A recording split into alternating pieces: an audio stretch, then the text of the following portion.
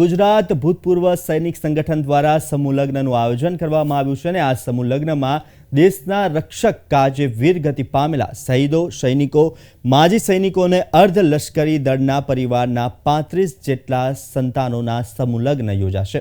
આ સમૂહ લગ્ન આગામી 27 જાન્યુઆરીના રોજ અમદાવાદ જિલ્લાના ધંધુકા પાસે આવેલા દાદા બાપુ ધામ એવા પચ્છમ ખાતે યોજાનાર છે, જ્યાં સમૂહ લગ્નની પૂર્વ સંધ્યાએ લોક ડાયરો અને રાસ ગરબાનું પણ આયોજન કરવામાં આવ્યું છે। આ પ્રકારના સમૂહ લગ્નનું સૌપ્રથમવાર આયોજન થવા જઈ રહ્યું છે।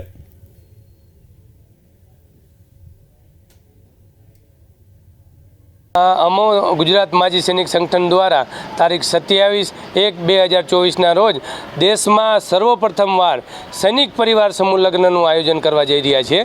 આમ તો સમાજોના સમૂહ લગ્ન તો થતા જ હોય છે, પણ આ એક અનોખો પ્રસંગ છે અને ભારત દેશમાં સર્વપ્રથમવાર સૈનિકોમાં અર્ધ સૈનિકો, શહીદ પરિવારો, ચાલુ સૈનિકના જે સૈનિકો છે તે અને અર્ધ સૈનિક બળ તમામનો દીકરા દીકરીનો આમાં સમૂહ લગ્નનું આયોજન કરેલ છે।